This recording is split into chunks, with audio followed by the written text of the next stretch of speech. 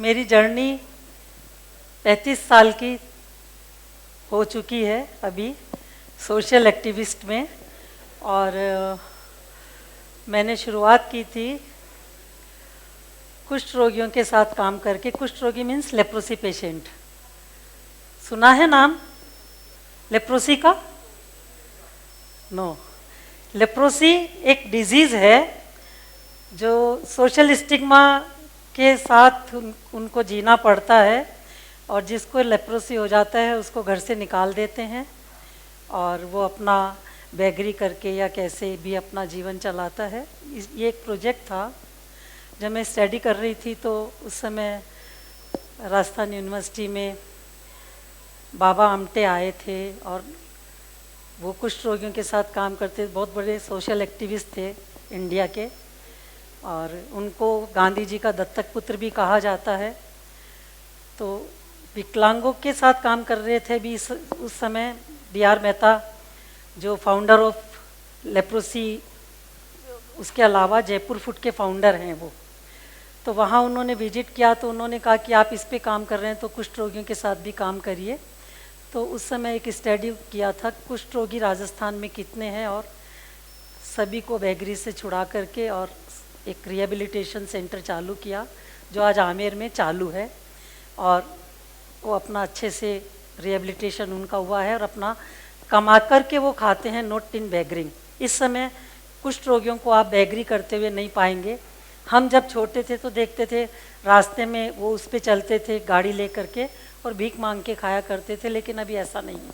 उनका sustainable rehabilitation हुआ है। उसके बाद धीरे धीरे काम करते करते HIV एड्स का नाम सुना है? HIV एड्स 91 में अजमेर में एक केस डिटेक्ट हुआ कि उसको HIV है। HIV एक ऐसी बीमारी थी जो सेक्सुअल ट्रांसमिटेड होती है और मदर टू चाइल्ड और इन्फेक्टेड इंजेक्शन से। तो वो बीमारी जब इंडिया में आई और राजस्थान में आई, राजस्थान में अजमेर में सबसे पहले एक केस आया, उस पर मैंने काम किया और इंटरनेशनल लेवल पर इस पर काफ़ी काम हुआ। तो उसमें HIV जिनको हो जाता था तो वो भी एक सोशल स्टिग्मा जैसी बीमारी कहलाती है, और उसमें भी छुआछूत का बहुत ज़्यादा था। तब हमने इस पे भी काम किया। तो राजस्थान के 10 जिलों में एक स्टडी चालू हुआ। उसमें ये देखने को हम ये देखना चाह रहे थे कि ये बीमारी कैसे फैल रही है और किस कम्युनिटी में किस जगह इसका सर्वे करना चाहिए ताकि इससे लोगों को बचाया जा सके। तो सेक्सुअली ट्रांसमिटेड होना सबसे प्रायोरिटी इसकी जो थी बीमारी की वो थी कि इससे हो रहा है। उस समय ऐसे डिटेक्ट करना कि सेक्सुअली ट्रांसमिटेड कैसे हो रहा है, क्या हो रहा है, तो कहाँ से ये बीमारी आ रही है, इसके लिए एक कम्युनिटी राजस्थान में है जिनको राजनट कम्युनिटी कहते हैं। कंजर, बेड़िया, राजनट, ये एक ट्राइबल कम्युनिटी है राजस्थान की, जो राजाओं के जब जमाना था, प्रीविपर्स ख़त्म होने से पहले राजाओं के महल में ये कम्युनिटी अपना आजीविका चलाती थी और डांस किया करते थे। और बाम्बूज पे डांस किसी ने देखा है? एक राजनट कम्युनिटी के बच्चे करते हैं, रस्सी पे चलते हैं और उस पे। तो वो कम्युनिटी ट्रेडिशनली प्रोस्टिट्यूशन में आ गई और एक आइडेंटिफाई हो गया कि ये महिलाएं प्रोस्टिट्यूशन में है। तो एक बेसिक जो हमको जगह मिली कि HIV एड्स यहाँ से फैल सकता है, तो हमने उन महिलाओं को आइडेंटिफाई करके 4000 महिलाओं का सर्वे किया पूरे राजस्थान में। जब हम उनके पास सर्वे करने गए, उनसे बात करने गए उनकी, आप इस बीमारी से बचे या आपको क्या इस पे प्रोटेक्शन करना चाहिए, कैसे प्रिवेंशन करना चाहिए, तो उन महिलाओं का ये कहना था, मैं अपनी बात पे आऊँगी, मुझे पानी पे बोलना है, जल ही जीवन है। जब हमने उन महिलाओं से बात की तो उन्होंने कहा कि we kills dirty water not AIDS. हम गंदा पानी पी के मर रहे हैं मैडम, आप हमको एड्स से बचाने आई हैं, क्या हमें आप पीने का पानी प्रोवाइड करा सकती हैं? तो उनकी बेसिक नीड थी कि उनको पीने का पानी चाहिए था। HIV एड्स सेकेंडरी क्वेश्चन था उनके लिए। और उनके बच्चों का एजुकेशन नहीं हो रहा था, क्योंकि महिलाओं को नहीं पता कि उनका बच्चा किससे हुआ है। और जब स्कूल में एडमिशन कराने जाते तो वहाँ फादर्स का नाम पूछते थे, तो वो महिलाएं अपने बच्चों का एजुकेशन भी नहीं करा पा रही थी। सोशल स्टिग्मा के कारण उनको समाज के लोग एंटर नहीं करते थे। पीने का पानी उनके नहीं था, जिन बस्ती में वो रहते थे वहाँ बेसिक एम्यूनिटीज़ के नाम पे कुछ भी नहीं था। हमने HIV एड्स को भूल करके उनसे बात की कि आपकी बेसिक ज़रूरत क्या है, हम पहले उसको सोचेंगे, बाद में हम इसकी बात करेंगे। तो 3 चीज़ निकल करके आई उसमें, safe drinking water, health and education और मेडिकल केयर। 3 चीज़ हमने उनके लिए चालू की। जब हमने ये प्रोजेक्ट बनाया तो जो फंडिंग एजेंसी थी उसको हमने ये प्रोजेक्ट बना करके दिया, तो उन्होंने कहा कि हमने एड्स पे काम करने की बात की थी, आप तो ये रिहेबिलिटेशन वाला और उनको सब चीज़ें प्रोवाइड कराने की बात कर रहे हैं।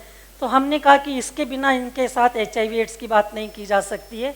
यदि इनकी बेसिक नीड पूरी नहीं करेंगे तो HIV एड्स की बात नहीं कर सकते हैं इनके साथ। 45 सेंटर पे हमने सेफ ड्रिंकिंग वाटर का काम किया, उनके बच्चों की एजुकेशन का काम किया, महिलाओं के लिए हेल्थ मोबाइल सर्विस का काम चालू किया। और आप यकीन नहीं करेंगे, उस कम्युनिटी की एक महिला अभी राजसमंद में BDO है, RAS बनी वो पढ़ करके। और दूसरा, उनको हमने बेसिक नीड से जोड़ा, राशन कार्ड नहीं थे उनके, वोटर लिस्ट में नाम नहीं था उनका, ये सब चीज़ें भी उनके पास नहीं थी, लाइट नहीं थी उनकी बस्ती में, वो सब करवाया। और महिलाओं को इलेक्शन में भी गवर्नमेंट ने भी किया है अभी, तो एक महिला उसमें इलेक्शन फाइट करके प्रधान भी बनी उस एरिया की, तो ये हमारा अचीवमेंट था। ऐसे काम करते करते धीरे धीरे रास्ते मिलते गए। मैं अपनी बात बताऊंगी, मैं सिंपल एक हाउसवाइफ थी, 21 ईयर की उम्र में मैं सोशल फील्ड में कैसे आई। हॉस्पिटल में मैं मेरी सास को एडमिट किया था, तो उस समय उनकी सेवा करने का मौका मुझे मिला।